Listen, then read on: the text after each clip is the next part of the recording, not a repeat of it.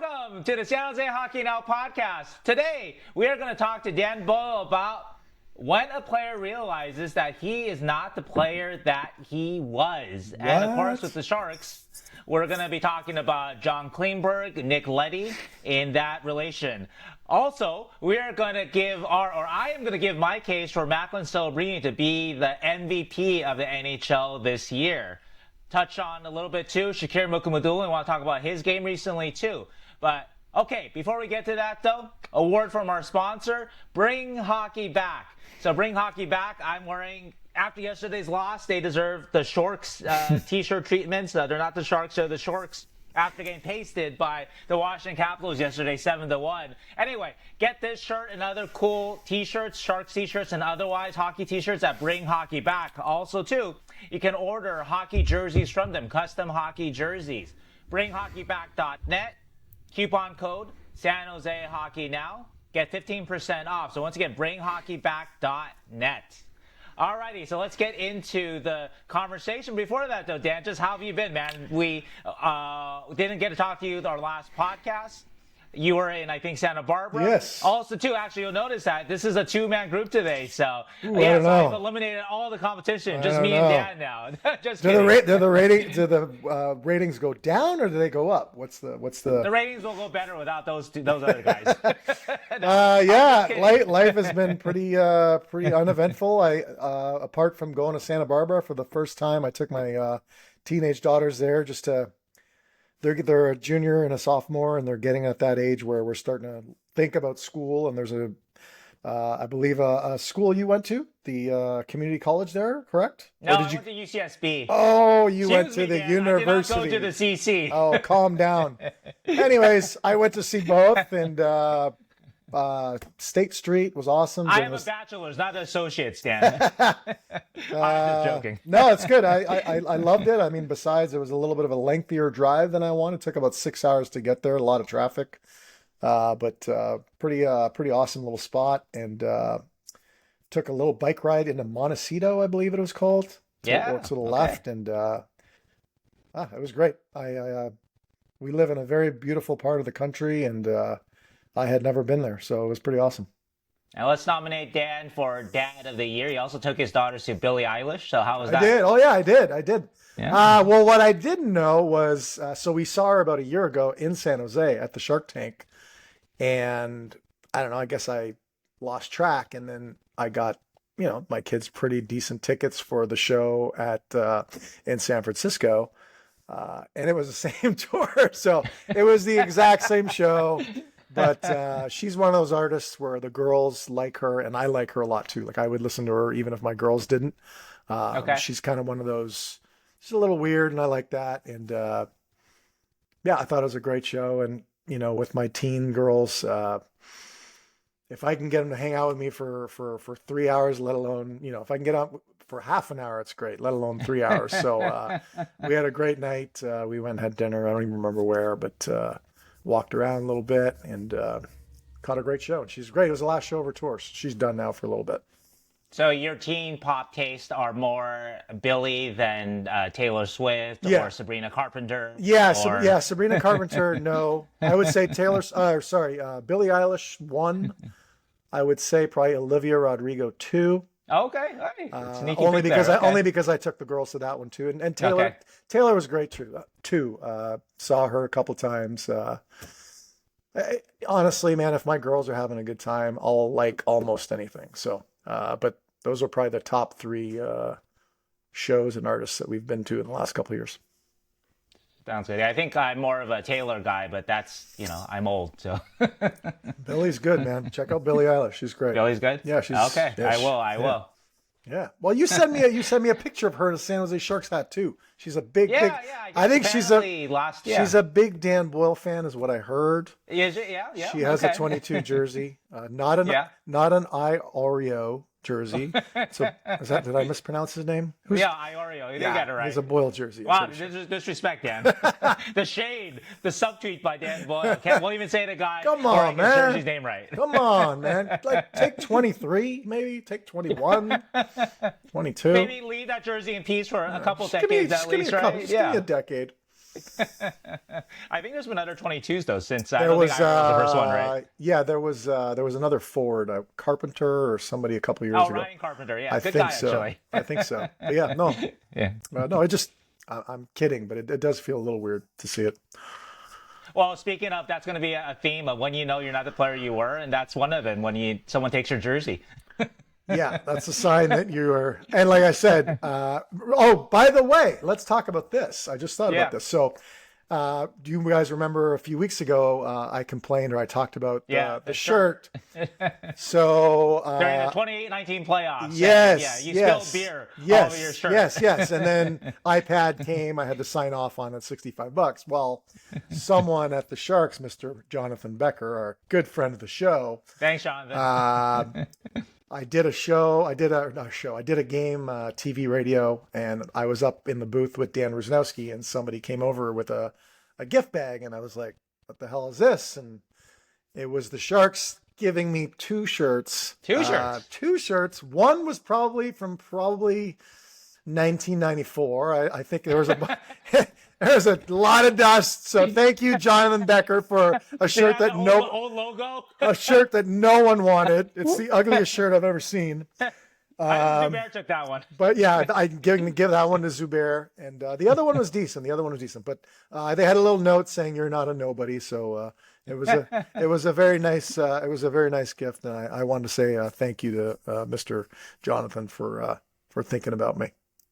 Why not 4 shirts though? What yeah, about right. me? What two? What and about one Keegan? one was bad. One was really bad.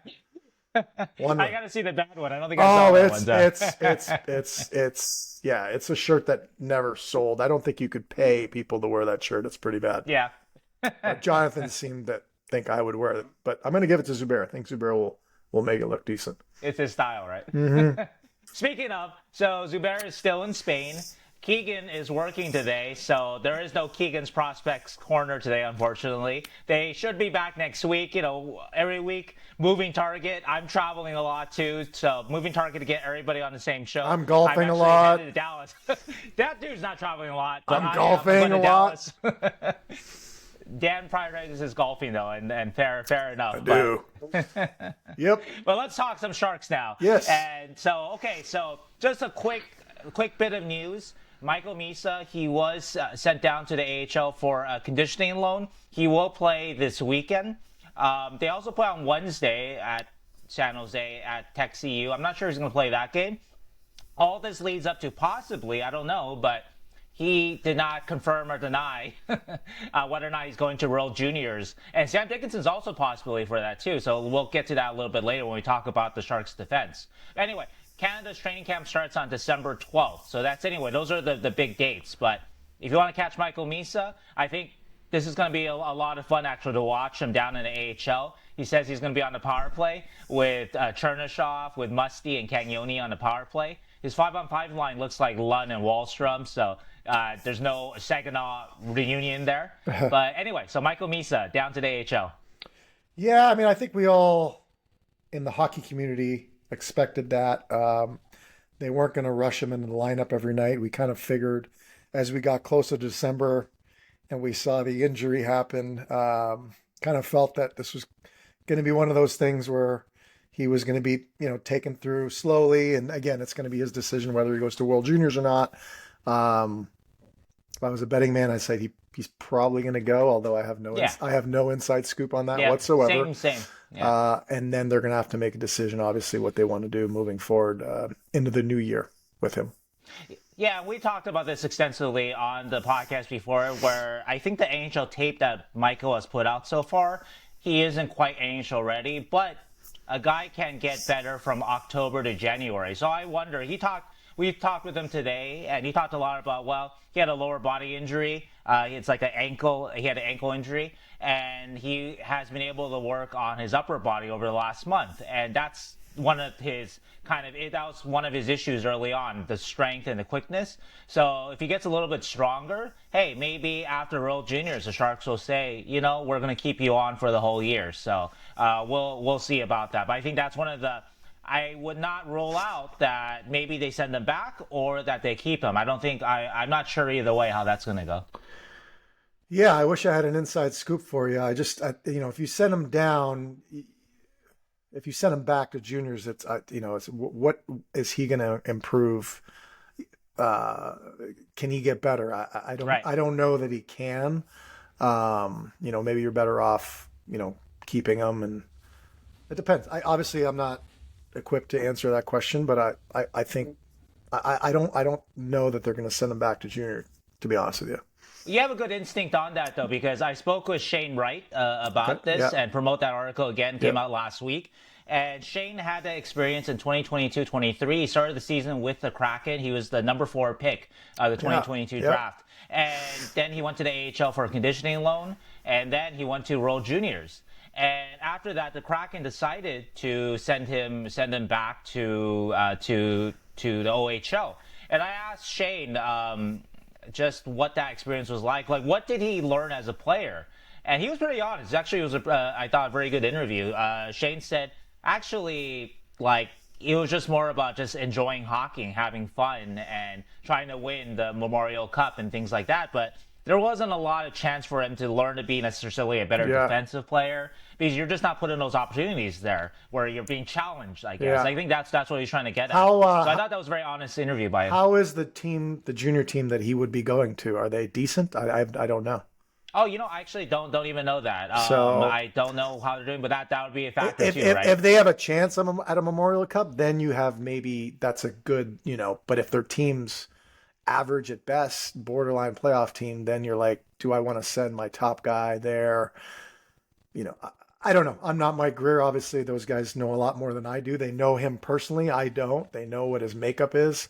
So we'll see. It'll be interesting. But yeah, he's looked young. He's looked inexperienced. He's looked a little, not undersized, but not strong enough, and most importantly, and confidence is at some point when that clicks, I think he'll take off.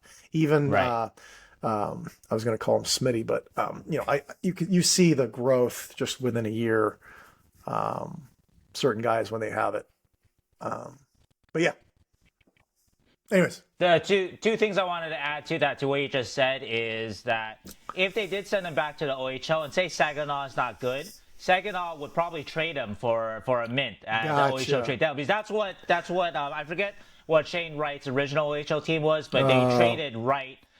Then he goes to a winning team or the host team or whatever. So that's what could happen. But also the other part of it too is this happened for Wright too, is that his team, his OHL team that got traded to did not go as far as they hoped. Obviously, I think they were eliminated in the first round, but that actually put Shane back in the AHL for the playoffs. And so he actually got like 24 games in the Calder Cup playoffs that year with the Coachella Valley. And that, I'm sure, was a very valuable experience. So that's sort of if you send him down to CHL, if you send him to a good team and that has a chance for Memorial Cup, great if they make a run. Yeah. But if they not, he can get the call up. If the Barracuda have, and Barracuda are in a playoff position right now, that could be a plus. I'm not sure. Yeah. These are a lot of ifs here, but all right. So we last recorded on November 20th, and we missed a lot of games since then. We don't have to talk about every one, but just to give you guys a quick rundown of what we're going back to. So at the LA Kings game, and yesterday's Washington game. So that's about 8 games right there. Yeah. General theme I wanted to get on right now, though, with you, Dan, is that the Sharks have lacked consistency of compete, I think, recently. The last month or so, every week there's been kind of a stinker of a game.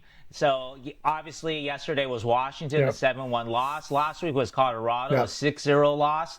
The week before was Ottawa, where that was a close game, but after the first period, they looked checked out.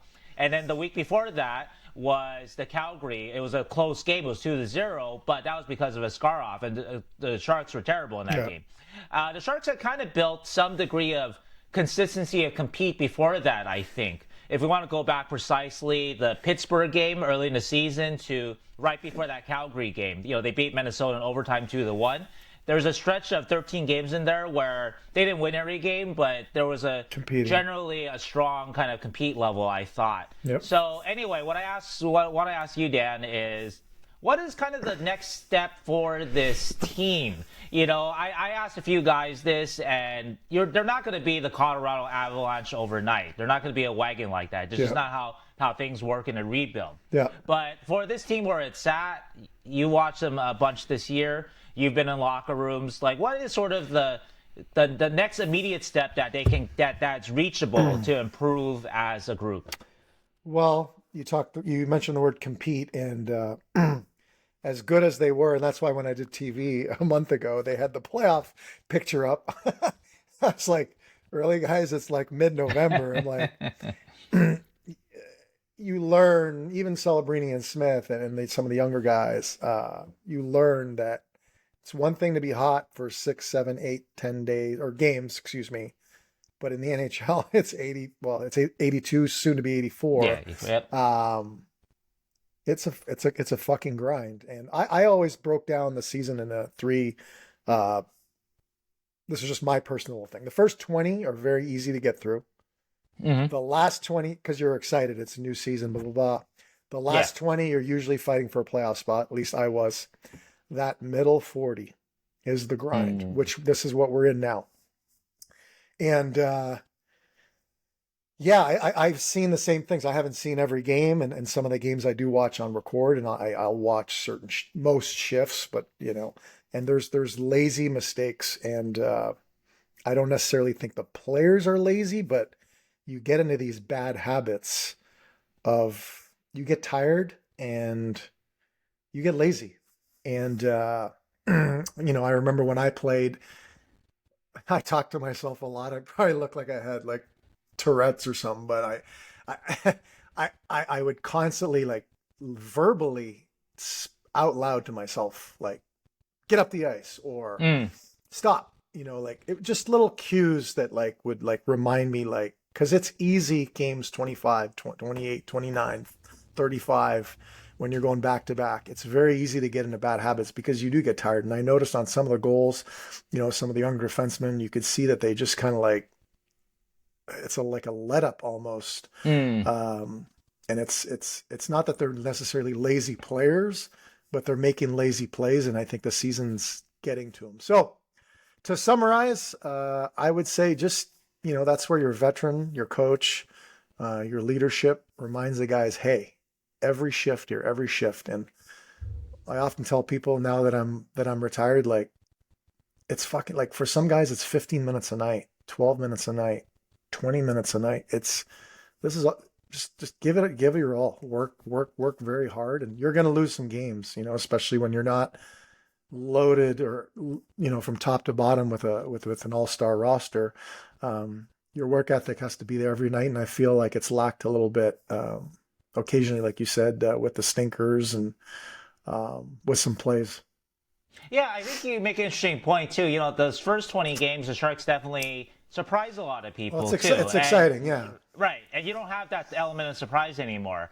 And so these next 40, that's going to be kind of the march. And if they get to game 60, 61, and they're still in the playoff hunt, then that's a successful season for this team. Yeah. Like I said, first 20 is exciting. Last 20, you're fighting for playoff spot. It's that middle 40 that you just lean on. And whether I'm right or wrong, I don't know, but that's where talent sometimes will rise to the surface, where you're winning games you're not supposed to when you're tired or banged up. But the teams like the Sharks need to outwork their opponents every night, because they're not going to be better than Colorado, at least talent-wise. They're not going to be better than, a lot of the teams that they're playing top to bottom. So they have to outwork teams, and I think they did that early on in the season.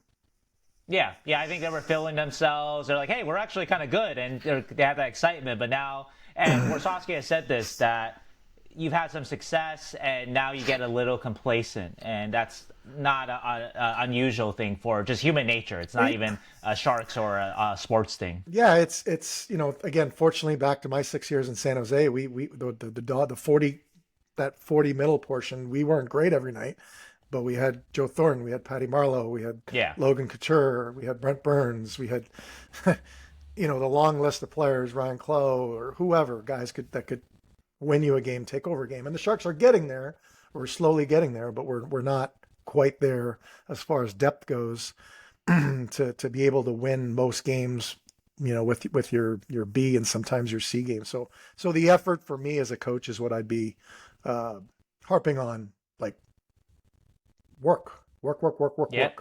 Work. And that's exactly what they did today. They were not supposed to practice today, and after they got humiliated yesterday, practice got back on the board today, and that was the message. I'll give Tyler Toffoli credit. I asked him point blank, this practice wasn't scheduled, right? And he said, hey, we didn't deserve a day off. Yep. And so it's good if that's recognized by your leadership and obviously your young players too.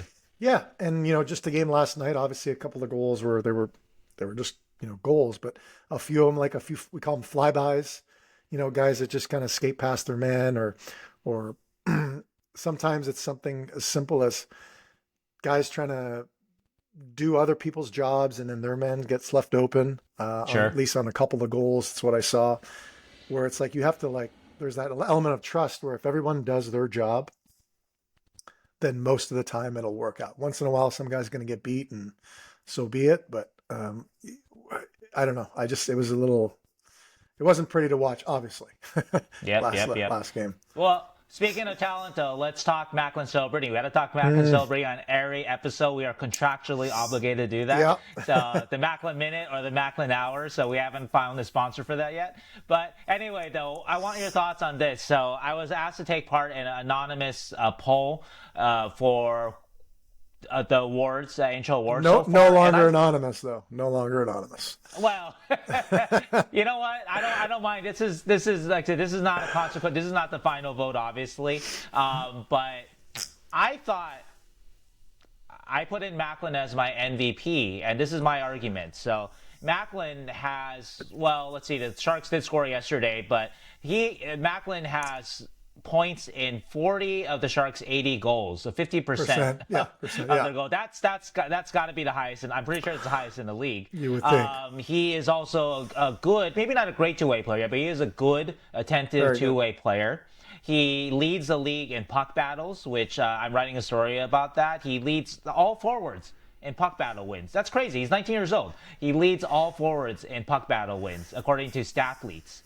And so while I recognize that Nathan MacKinnon has been a better player this year, that in terms of MVP, most valuable player, what would the Sharks be without Macklin Celebrini?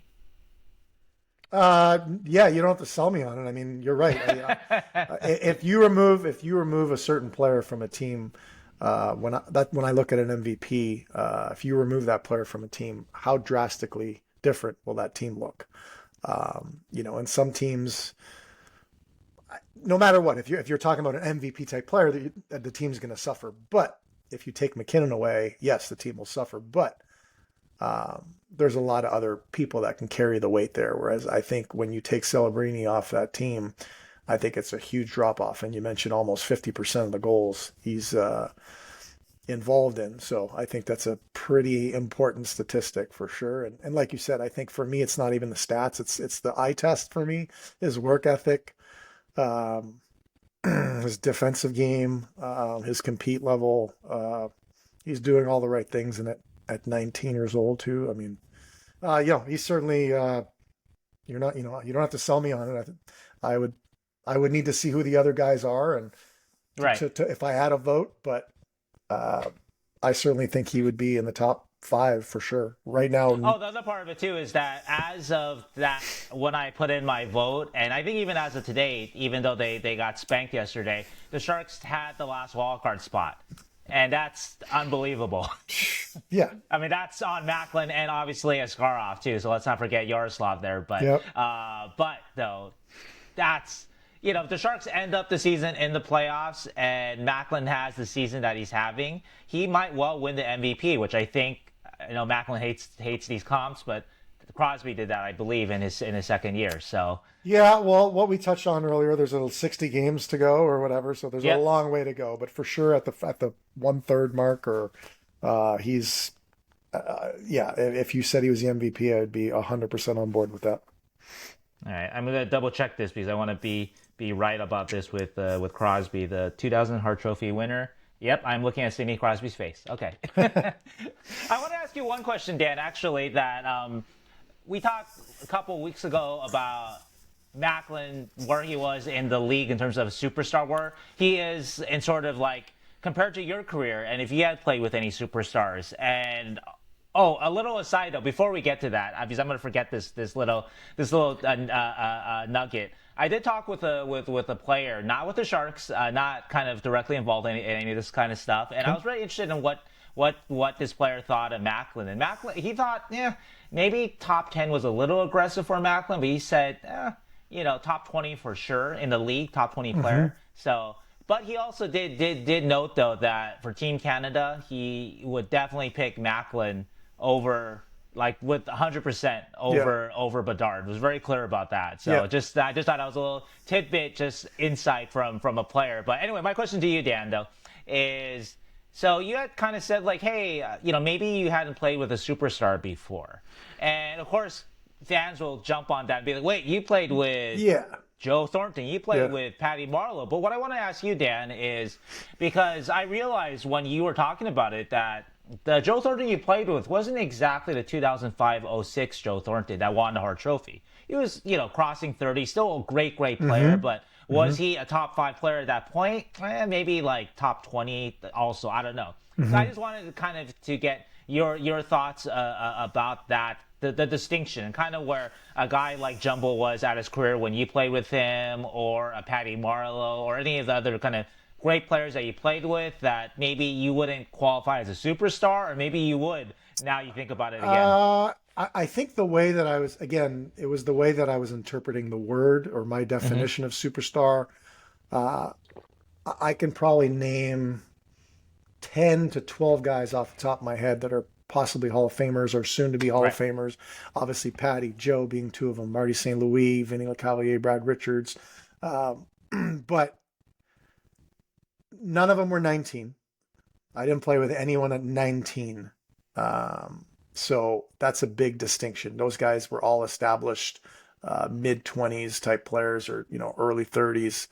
And I think for me it was again a player that's gonna like on the edge of your seat type of thing every time he touches the puck.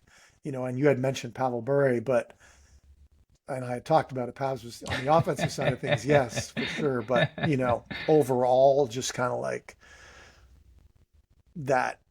Yeah, top 5 offense, just kind of like, and then, yeah. I just, again, I played with so many amazing, tremendous players, but I guess maybe it's just my definition of superstar is probably just a little different than what someone else's definition of superstars. Sure. So I didn't get to play with Sid as a 19-year-old. Sure.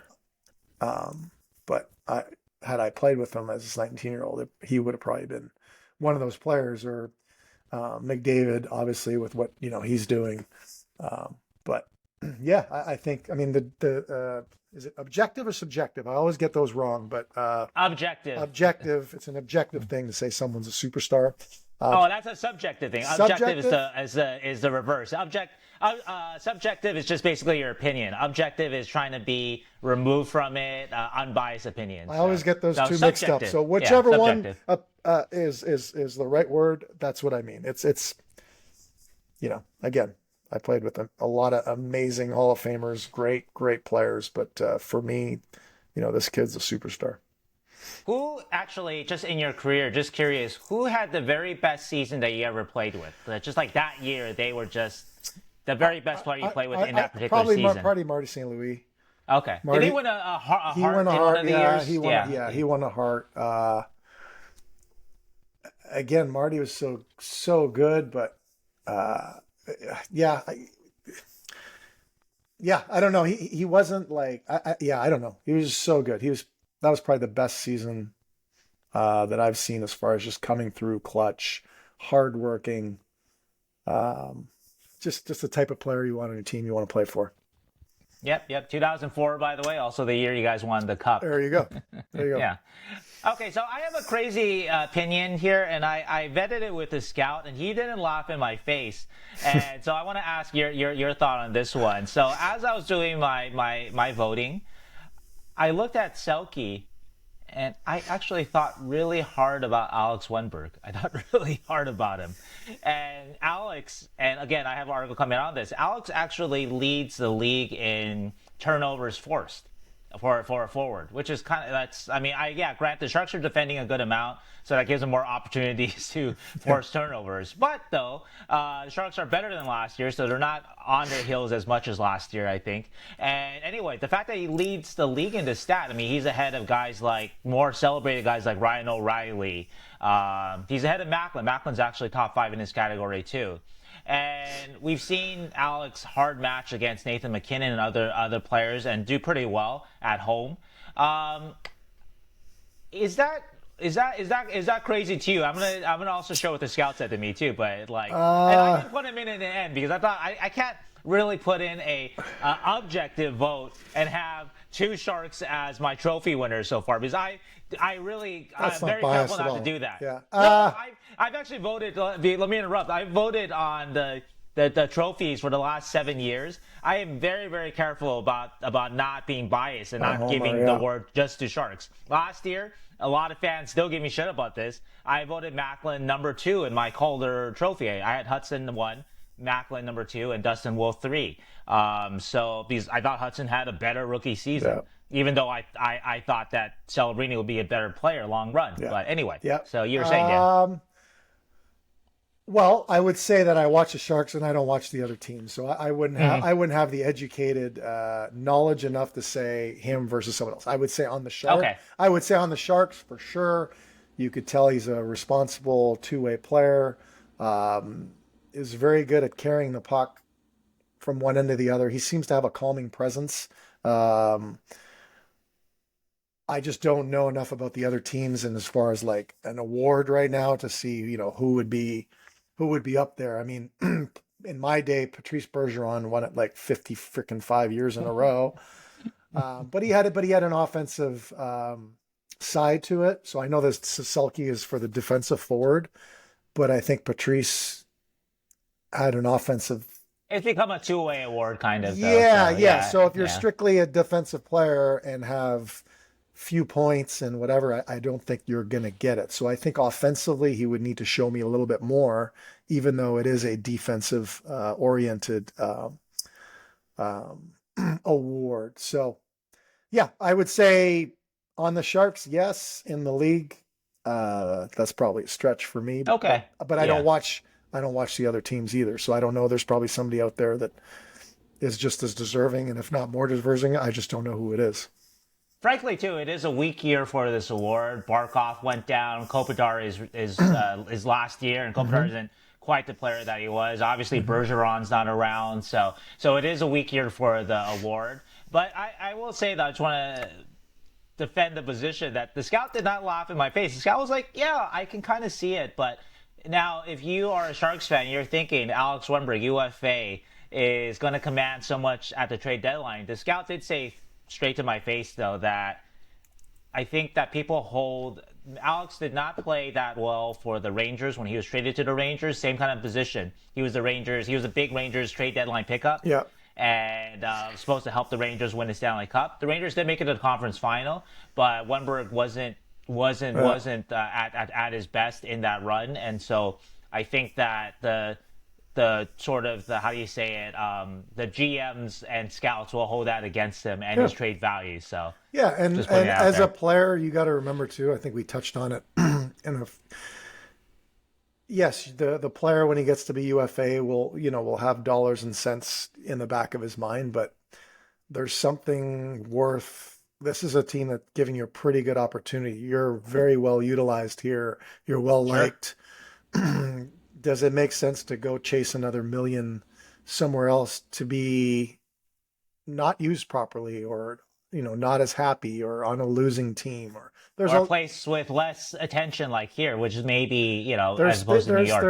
There's opportunity is worth a certain amount of dollars. I don't think it's a fixed amount, but, I would take a lot less, and I have, to play somewhere where I'm wanted. I'm going to play a lot than to go somewhere and play a ton. And who knows, sometimes you're just not used the same. You're just not, things aren't, if you're comfortable in your spot where you are, then hopefully when that time comes, that's going to be one of the bargaining chips the Sharks do have. It's like, hey man, we gave you a real opportunity here. You can go back to New York and deal with what you dealt with there, but you have a real opportunity here. In the end, I put Anthony Cirelli as my vote. So just so you know, it wasn't teal glasses for my vote. And no, I did not have Warsawski as my coach, even though the Sharks are in the playoffs. I forgot who I put in for my coach. They already asked that a quarter of the way through or a third of the way through. It's just like a straw poll. It's not the official one. It's just it's just sort of like, hey, what are the writers who vote in the end? What are you kind of thinking at this point, quarter of the season or a third of the season in? So Marty St. Louis is the coach of the year. He's a candidate. Honestly, Quenneville, Anaheim's doing really well, right? So right, that's another candidate too. But anyway, okay. So, but I just wanted to mainly recognize Wennberg for the season that he is having. So even if he doesn't get any, I would say I would need to see, even though it's a defensive award, I would need to see a little bit more finish offensively. Sure. I think Pavel Datsyuk back in the day won a few, and I could be wrong. Did he? I don't know if he won, but he was a good defensive player. But he was known as but obviously Pav could obviously offensively was very very good. So the Magic Man. Yeah. So anyways, we'll see. So before we're going to talk a bit about the defense here, but before we get there though. Obviously, Will Smith, he's been red hot recently, and so love to see it. I wrote about this recently after Will Smith's game against Utah, and maybe the goal of the year there that he was able to pull off. That Will Smith is well ahead of schedule, and so I know everyone compares him to Macklin. That's natural and easy. Everyone does the same with Connor Bedard too, but. Will Smith the Sharks are just really lucky that both Macklin and Will Smith are ahead of schedule and their 1-2 punch could be, at this rate, if the Sharks are smart in their offseason additions, I don't see them in the playoffs this year, but next year is not that wild if Macklin gets through like you said, this 40-game slog here and he's still kind of doing what he's doing. Will Smith's able to get through it, Askarov is able to get through it, then you're talking about basically your 1-2 punch and your starting goalie, which those are some of the most important elements of your team. But anyway, I wanted to ask you, Dan, any other forwards kind of catch your eye before we move on to the defense? I've liked Gaudette, man. I've liked Gaudette. Yeah, he's been a good addition. Yeah, I have. I'm going to talk 51. Is it? You love calling Graf every time. I do. Yeah, I've talked about him. I like him, man. I think he's smart. I like his work ethic. He made a backdoor play to Goodrow last game that. Oh right. Should have been a goal, but that would have changed the game there kind of because it was 0-0 before Washington started getting rolling. Yeah. And sometimes in the game, that's you score that goal and it's like totally different game. But anyways, I like him. I like Gaudette. I think he's been a nice fit. Those are two players right there that I think I guess we haven't talked about a ton, but I like what they bring. I like what Reeves does. He doesn't play a ton, but he's probably a good locker room guy. I don't know him, but he's a great locker room guy. Have you seen the necklace? I have not. The Player of the Year, the Player of the Game award. Well, if you don't know this, everyone kind of knows this because it's gone viral, but. Ryan bought so for about a month. Well, every team has a player of the game, and yeah. So but for a month though, they didn't have one because so you would see the Sharks win games early in the season, and Philip Kurashev would be holding or Vinny Desharnais would be holding a whiteboard spray, Expo whiteboard spray.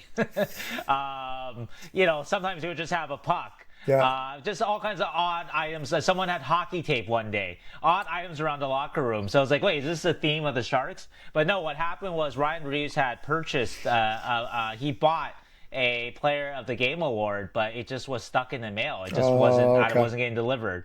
And so anyway, it came a couple weeks ago, and it's glorious. It's like a custom-made shark tooth, necklace, I guess. It's not, I don't know if it's even real shark tooth, but it's this whole thing. It looks like a Lord of the Flies kind of thing. Okay. Yeah.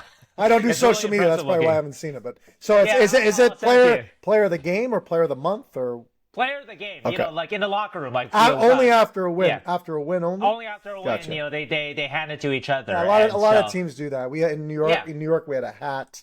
Right, exactly right. Yeah. So a lot of teams have taken that on, but no, I like what he brings and makes the guys a little tougher. So before we get to the defense, just a quick word about both Gaudette and Graf from my point of view. Graf, I don't know if you saw the Vancouver game, but he had an incredible shift I wrote about to end the game. 6 minutes left. He's calm with the puck along the wall. Vancouver's down 3-2. They're pressuring to try to catch up. He doesn't rush the puck out. He gets it up to Ty Dellandrea, who gets it out just past the blue line. Not the ideal place, but Graf doesn't give up there. Puck's in the neutral zone. He gets under Connor Garland. He almost steals the puck from Connor Garland in the neutral zone. But what he does do is he forces the puck back to the defensive zone where Quinn Hughes gets the puck. And now you think, okay, Quinn Hughes has got the puck. That's who Vancouver wants with the puck. Vancouver's going to start their breakout. They're going to get into the Shark zone, get some chances. They're down 3-2. Here's their chance to tie the game. Nope. Graf keeps going, and he sticks the puck off of Hughes' stick. And that's kind of effort that the Sharks need. We talk about that compete, right? Yeah. That's what they got to do, like almost 100% of the time, Yeah. which you're not doing almost 100% of the time, 100% of the time right now, which is why they practice today when they shouldn't have. But that's an example, though, of the kind of compete that even if you're not winning games, that you need to see on a more consistent basis from the Sharks. Quick word about Gaudette. Man, I wish he was just a little bit quicker. If he was just a little bit quicker, he's got a good shot. Yep. He's got good instincts. He'll go to the front of the net. Yep. A little bit quicker. This guy would be a middle six player, a winger, center type, I think any day for a lot of teams. Because he does have pretty good hands. So. Yeah. I mean, I don't mind throwing him on the power play in front of the net. Mm-hmm. I mean, I didn't know much about him. Obviously, he had, decent numbers in Ottawa, but he's been a pleasant surprise on my end, or as someone who didn't really know what they got out of him because I didn't know much about him. But he's been helpful. All right, well, let's talk about the Sharks' defense. And this is in my comments on Twitter. It's like a war every day because people are not happy with Warsawski's decisions or related to the Sharks having 9 defensemen on their roster. 8 now because Vinny Darnay went on IR, which is a Mike Greer thing, not a Warsawski thing. But, okay, I want to start off with this one, Dan. This is my opinion. I've said this before.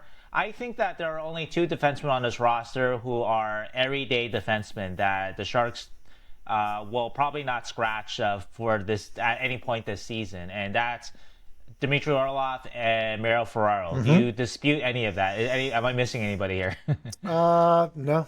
I think okay. I think you're right. I think everyone else is kind of either young and you could tell they're making some mistakes, and some of the older guys are also making mistakes. I'm sure you're going to talk about them. So yeah, we're going to get to that. Yeah, I would agree. I would agree with that.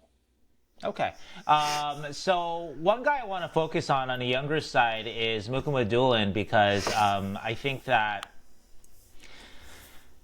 we saw a little bit of what Mukhamadullin could do in March, but that was kind of end-of-year hockey, and the Sharks had really no choice of who to put out there. And I went over the list of players, defensemen, that after the trade deadline that they had to play Mukhamadullin over with Keegan last week. Guys like Vlasic, who's not around anymore. Just a list of guys is like, well, yeah, this guy's not even in the league anymore, kind of guys.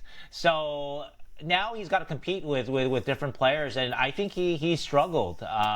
We talked about the Utah game, which he got sat after that game in the Washington. Then he missed the Washington game, but that play, you and I talked about first Kraus goal, where 5'9" Michael Carcone beats him to the pass. That to me is just unacceptable. Like that's like not to me.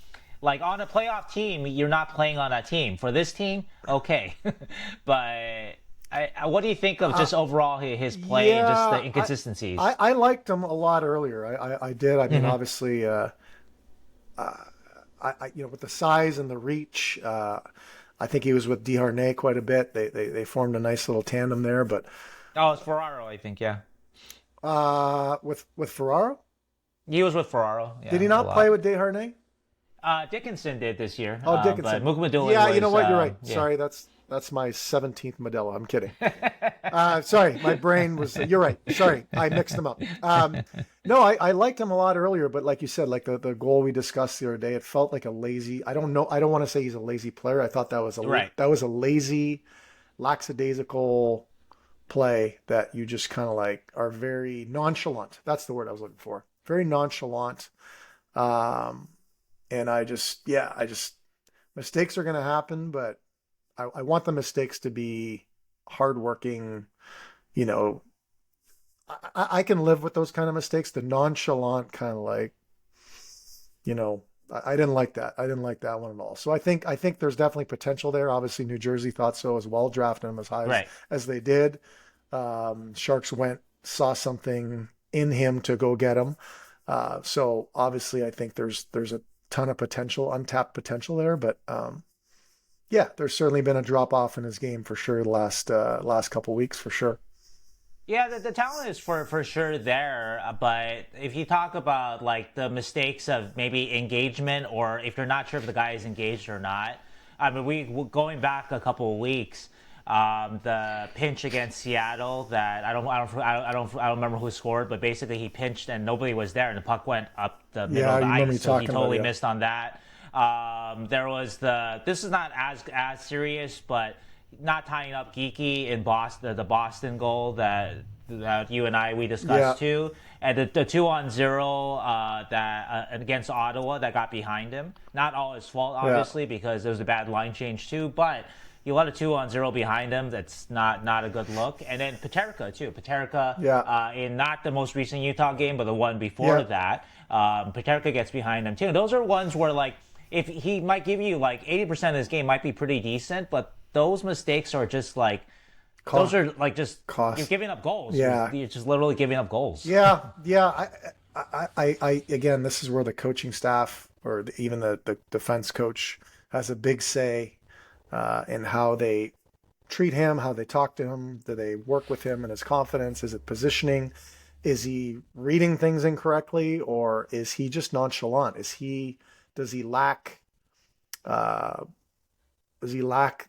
urgency to make certain plays, which some players do? A lot of players in the NHL will get there based on skill, but you know, sometimes some guys just aren't cut from the Logan Couture cloth or the Marty St. Louis cloth, where they're not, or Celebrini cloth. You could tell that some guys just sometimes their give a shit meter, you know, can be questioned. I'm not saying his is. I'm just saying like a couple of the goals I didn't like, especially the one we talked about, felt a little too loose and nonchalant for me. Yeah, and of course, I wonder, we talk a lot about this with your career too, that maybe it's confidence, right? And I know a lot of people have been unhappy that he's been sat a lot. I don't think that's just a Warsawski thing or decision. I think Mike Rear has a part in that too, especially with all the defensemen on the roster. Yeah. But I recognize that. That Mukhamadullin hasn't got a long stretch of games, and that he had a little less rope than the veterans that we'll get to, like a John Klingberg. Yeah. But at some point, though, because Mukhamadulin's not Sam Dickinson, he's not 19. He's 23. He's been playing pro hockey for 4 or 5 years now, AHL and KHL. It's a little bit of put up or shut up time, right? And it's like, I don't suggest that he doesn't. I don't think he's nonchalant, like you said, like he doesn't care, but maybe he's got to overcome whatever that mental block is. Yeah. And I talked with Orlov about this a little bit, Dmitry Orlov, and I asked Dmitry, like, when did he kind of, you know, like, what season did he feel confident as a player, as a defenseman? Yeah. And where he could bounce back from mistakes, because Dmitry does do that very well now. Dmitry does make mistakes, some pretty bad ones at times, but you don't really see that affect his next shift, though. And he just said it took him about 5 seasons. Yeah, it took me. I was in Florida for 4, and again, opportunity is huge. Opportunity and confidence. I don't know if they're hand in hand, but for me, 4 years in Florida, in and out of the lineup, never quite got the opportunity, and therefore my confidence wasn't great. All of a sudden I get to Tampa and I go from scratched, 4 out of 5 nights to playing 27 minutes a night every game. So the opportunity was there. My confidence rose. So you're right. And I don't know this kid's, or he's not a kid, he's 23, but, maybe sitting out does bother him. Maybe it does hurt his confidence. Maybe his minutes aren't as high as he wants it to be. So, like I said, there's a lot of talent there. There's a lot of upside. Hopefully the coaches just, know. And sometimes a player just needs more opportunity in order to achieve and gain that confidence, where huge difference. If you know you're going back on the ice after a fuck up, it's like playing hockey or any sport with, 2 45-pound weights on your shoulders. You take those off, you're going to be better. I knew for 12 years, it didn't matter in Tampa. It didn't matter in San Jose. It didn't matter if I made a mistake. I was going back out there the next shift, and it allowed me to play my game. And whereas if first 4 years in Florida, last 2 years in New York, it was more like, okay, if I fuck up here, my ass is going to be on the bench. And maybe there's a little bit of that in his game as well. Yeah, I do want to point out though that your coaching staffs eventually learned the kind of reward that they could get by keeping you out there despite your mistakes. And we haven't seen that reward from Mukhamadullin. So I know the easy thing to kind of, if you're a fan, to harp on is, well, play him then. Play him for 20 games in a row. What is the reward of doing what's that? the ceiling there, right? Remember, No, I was going to say, go ahead. No, go ahead. No, you go. I was just going to tease that I think that there is going to be a runway for Mukhamadullin soon to play a good stretch of games if he can stay healthy. But we'll get to that in a second. But Dan, you were going to continue. I was just going to refer back to an old episode where I talked about the 7 or 8 out of 10 rule that I had. Right, 8 out of 10. I asked Dickinson about that too. He laughed. That I had, where it's like, if you get rewarded 8 out of 10 times, then I'll let you do it. But you're right. If the reward isn't there and the mistakes continue to happen, then that's when it's like, okay, well, what's the payoff here for having this guy on the ice, having this guy in the lineup? What am I getting as a benefit to trade off for the 1 or 2 mistakes he's going to make a night? Am I getting, a quarterback on the power play? Am I getting a shutdown D-man? Am I getting a guy who's going to give me 1 or 2 points a night? No. So what does he need to do to earn maybe the extra opportunity? His is not an offensive game like mine was, but I don't know. Does he need to be more physical? Does he need to fight once in a while? I don't know. Does he need to just be harder to play against? Whatever it is, he's got to earn that, figure it out. Yeah, and I don't mean to just dump on Mukhamadullin on this episode. So I also want to ask about, and we're going to get to Klingberg and Leddy, but what have you thought about when you watched Dickinson and Iorio too in a limited time? Any thoughts on either of those guys? I think those guys are definitely, this is not a just dump on Mukhamadullin episode. Yeah. Dickinson and Iorio have been really in my mind, really not much better than Mukhamadullin. They are talented, all of them, all 3 of them, but they are also very sittable too. Absolutely, yeah, and they all have size, right? So they all bring size. Yeah. So the payoff there is, if you're gonna, I'd like to see a little bit more physicality out of them. But you're right. I mean, what is the payoff of having those guys in the lineup versus not? And that's where I don't think any of them have necessarily. And one of them's 19 years old, of course, but. Right. I don't think any of those guys are grabbing their spots and telling the coaches, you're not taking me out of the lineup here. So it's been it's been up and down for everybody, I think, as a whole. The bar is high for the Sharks. Pavel Regenda just scored 2 goals and he got sent down. Well, yeah,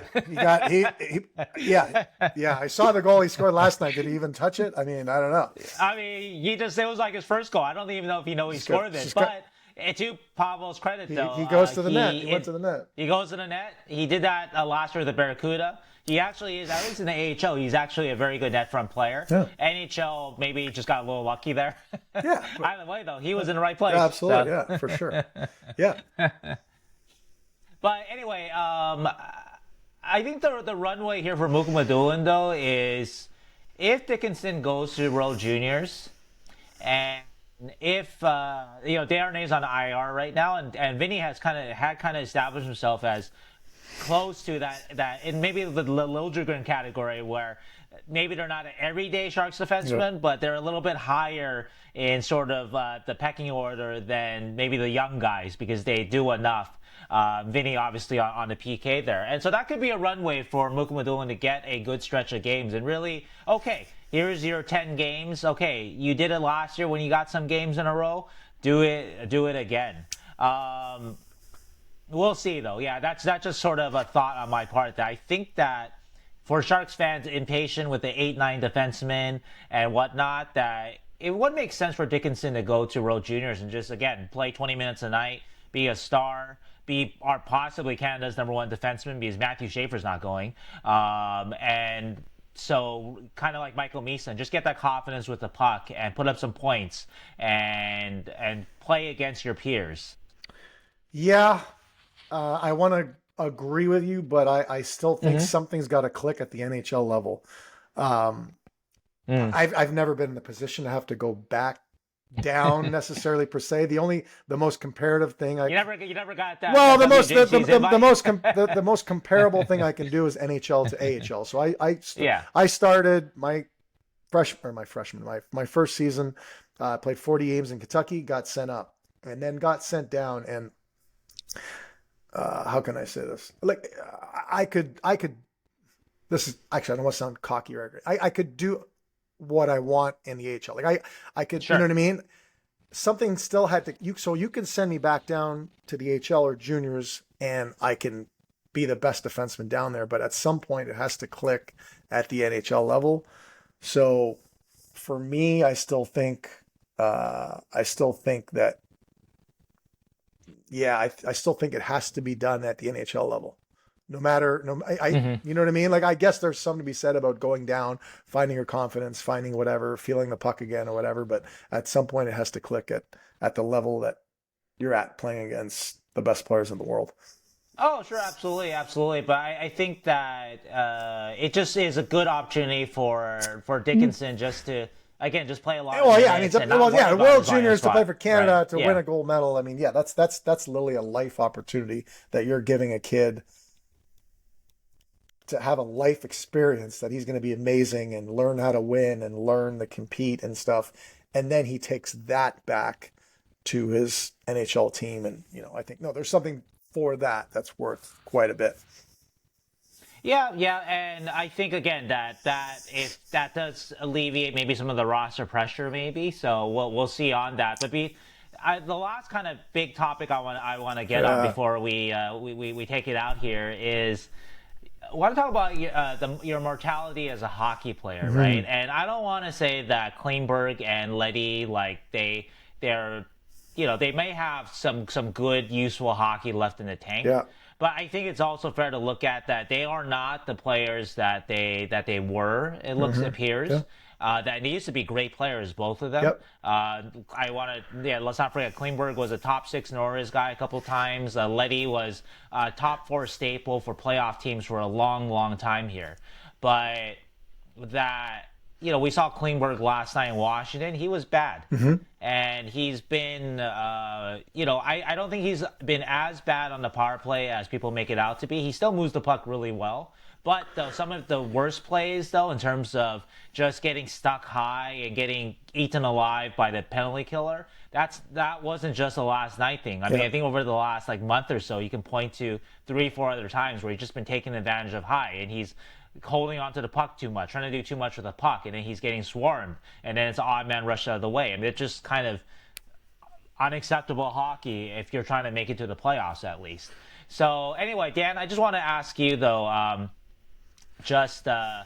I actually did want to add about Leddy, too, that Leddy hasn't played as many games as Klingberg, but I think it's very, very telling that they're not using Leddy a lot. He's been healthy for about a couple weeks here, and in his prime, not even his prime, even 2 years ago in St. Louis, he's healthy, he's in the lineup kind of guy, like no questions asked about him.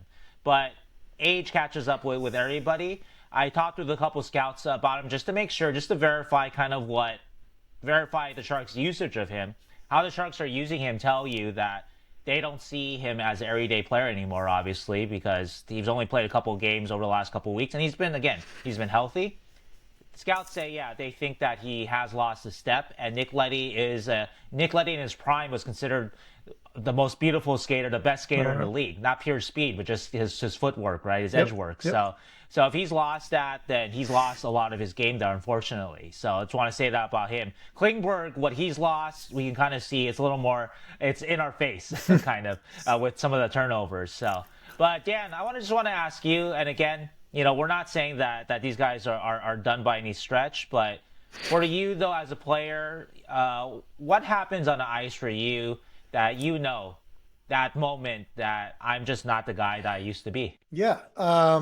Well, three things jump to mind. And in the NHL, like, skating is so freaking important. And I think with those two in particular, you could tell, I don't know that Klingberg's skating was always great. Per se, obviously Leddy's was probably not the pure speed part of it for him at least. Yeah. But that's probably the first thing that goes where, I noticed it the last 2 years, where pushing off, or like, it's like your body, your head wants your body to do something, and I don't know how to explain it. It's like you want to do something and your body's not doing what you want it to do. So that's what we call losing a step. And so your brain wants to make those plays you were making at 27, 28, 31, 32, but your feet and your body is not allowing it. And that's where, some of the mistakes are made. And I'm seeing a little bit of that, especially with Klingberg being more of the type of player that I was on the blue line and stuff like that. Yeah. Where you have to adjust. The other thing is, like, with injuries and with rest and stuff, I thought I came into New York. I had a great camp. I had a really good camp. And then I broke my thumb in the first game.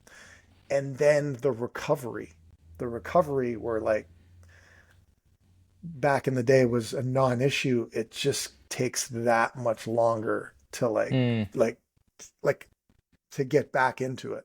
And so I remember in New York, I thought I had a great camp. I was playing really well, and then boom, break my thumb. And then it took, like, instead of taking like a month, it took like 2.5 months to get, back into it. So it just takes a little longer, but I would say speed. And then one thing I was terrible at,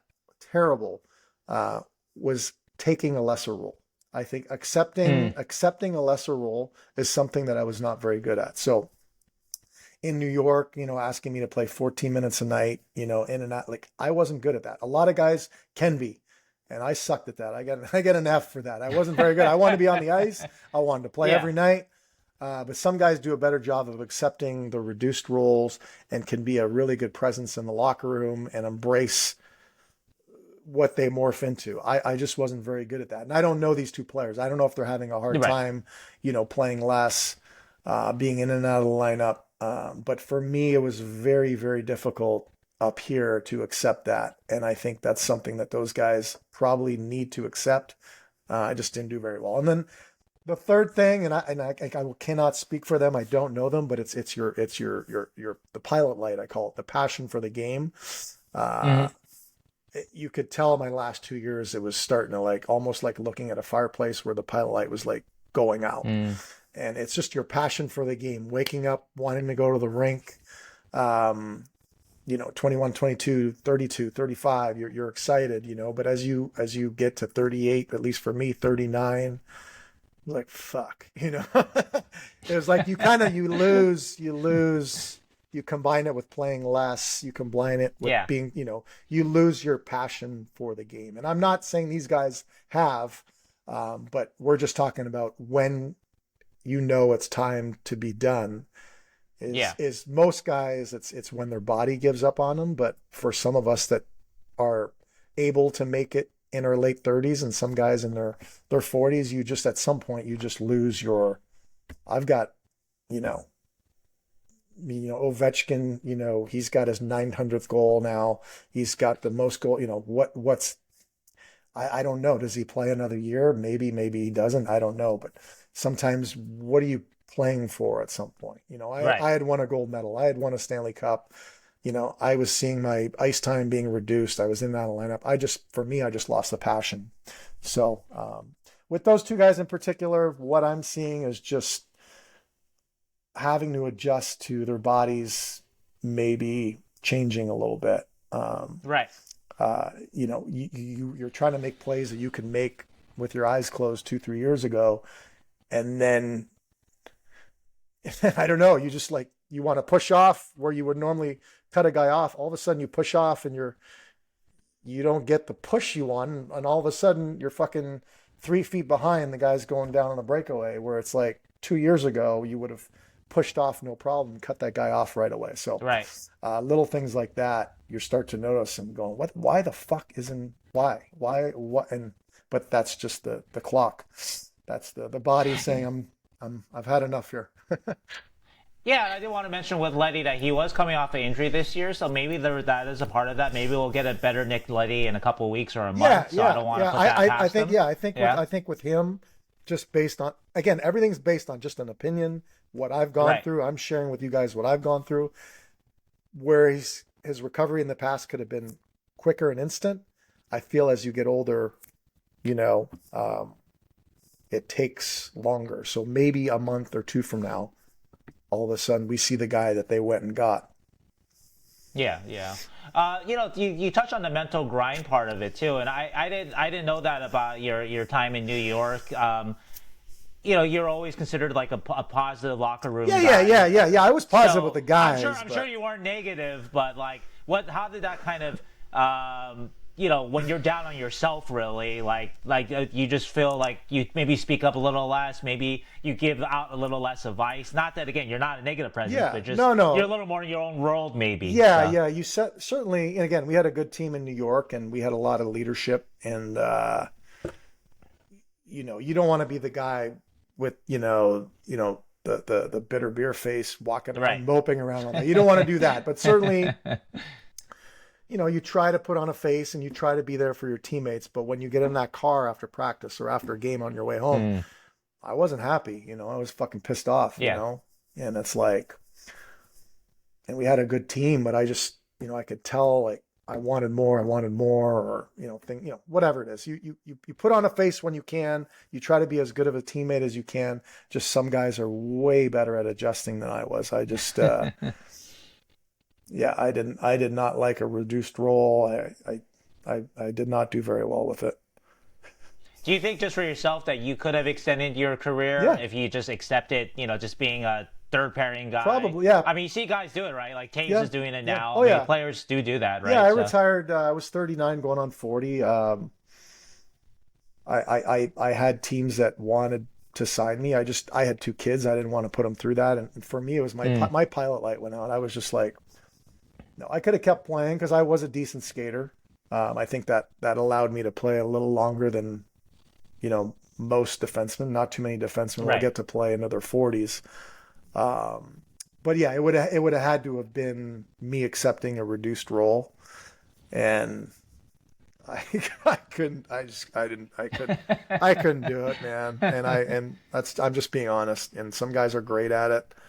Some guys are really good at it, actually. I was terrible.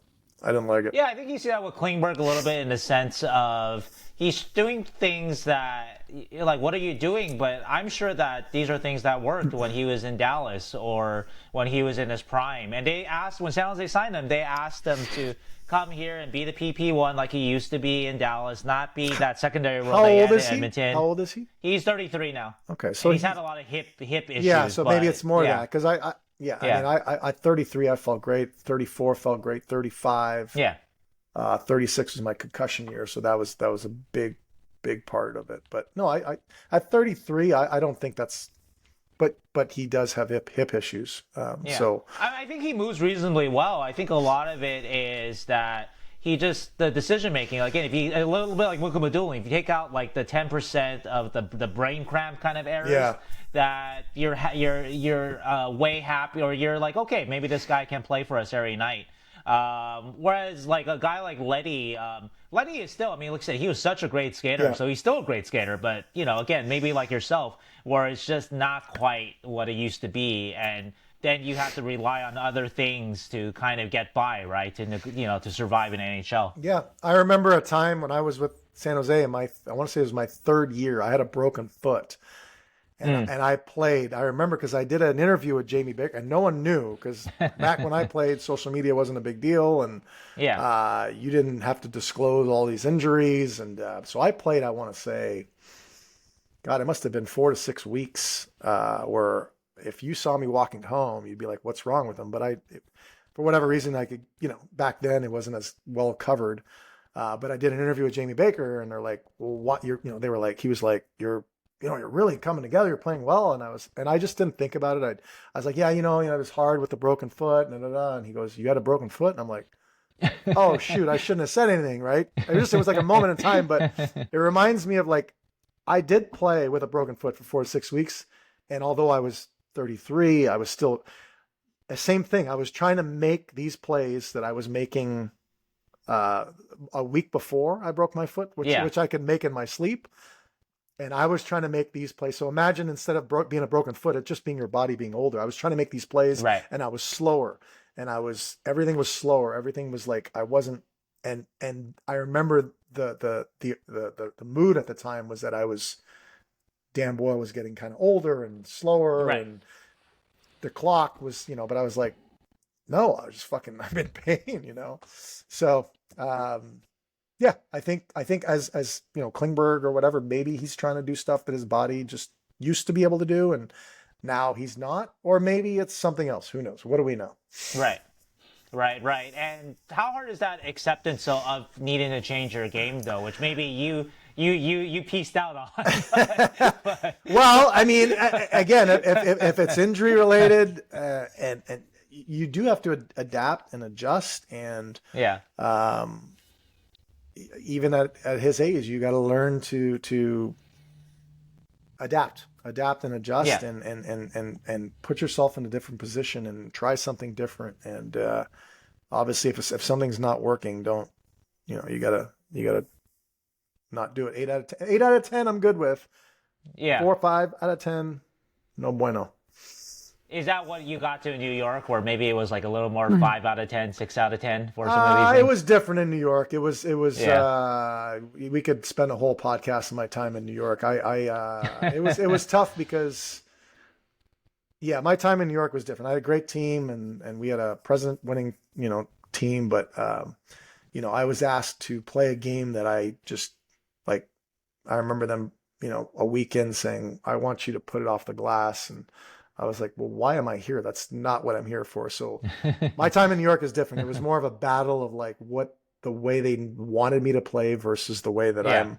And so for me, it was a constant battle of, okay, they want me to do this, whereas I want to do this. And I got caught in between sometimes versus the 12 years in Tampa and San Jose, where it was like boiler, go play your game, which confidence ties into that. And I could just, the weight was off my shoulders for 12 years. I could just play my game. As for, it was part of the mental grind too, and I think we as the media, we're not too tough on players here compared to the rest of the league. I was just thinking about this yesterday. I'm not encouraging you guys to boo John Klingberg, by the way, but I was just thinking like the Sharks, I can't think of an example of the Sharks kind of just booing their own constantly, even if they're unhappy with them. I think there was a little bit for Erik Karlsson back in the day when he was, not at his best and he had a big contract, but it wasn't that overwhelming. And there are examples in some cities where they basically boo a player out of town. And so I'm glad San Jose's not like that, by the way. Yeah. But how hard is that part of it where your game is declining?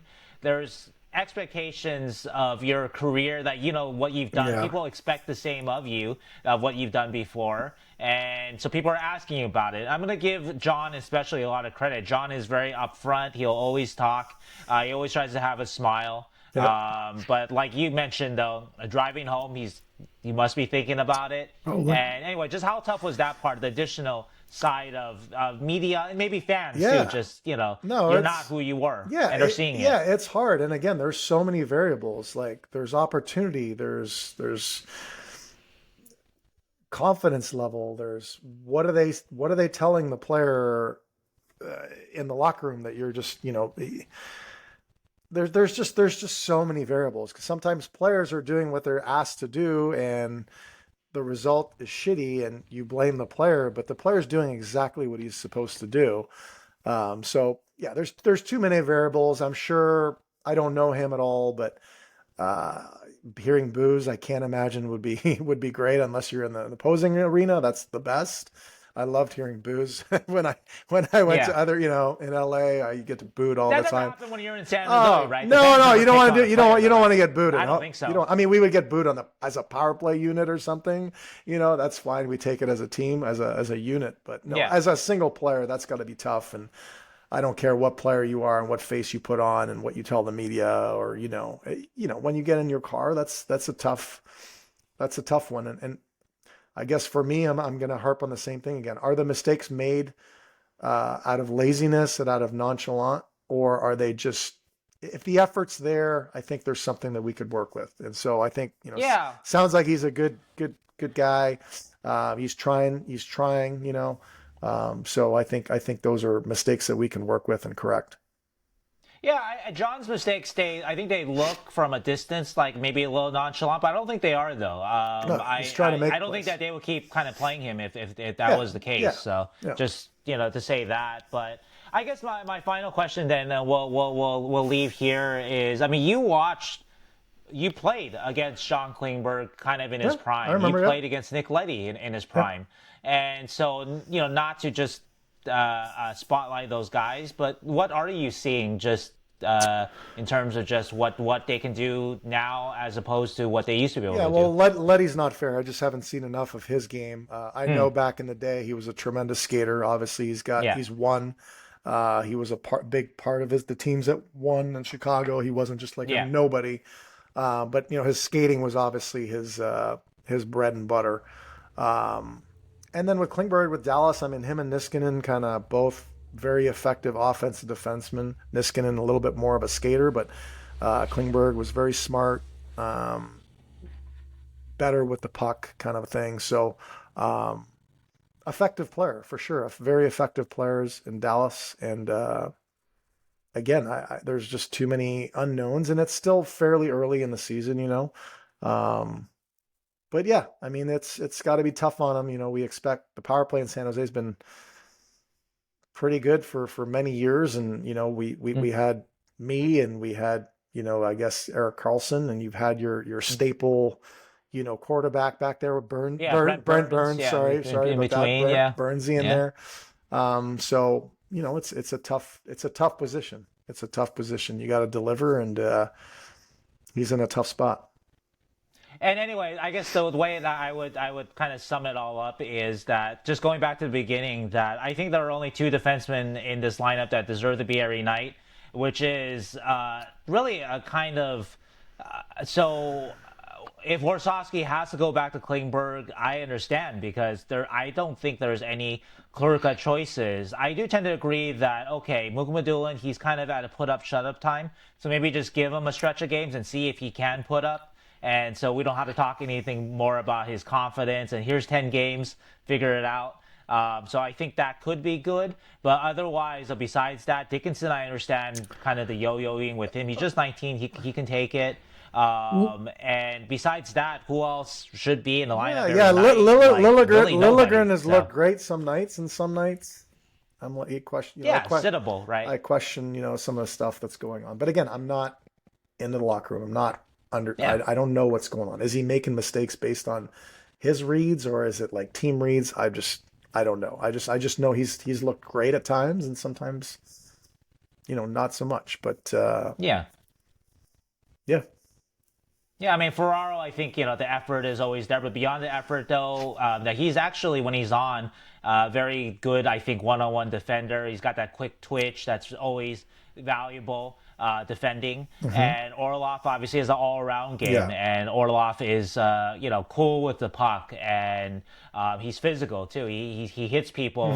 Sharks haven't had a guy who that physical from the blue line in a long time. And so anyway, so those are kind of why I think they they deserve to be in the lineup every night. But anyway, I don't envy kind of Warsawski's choices here. So yeah. So. Well, again, I think if we can see a little bit more of that team, that aggressive team, like with the pinching that we saw like 3 weeks ago. Sure. Like Lilligren was doing that very well. And so was Klingberg, and so was Klingberg. Klingberg was effective there too. That's when I thought the Sharks were at their best. I think when we play defensive a little bit too much, then I think that's where some of your 3, 4, 5, 6, 7th defensemen get a little more exposed.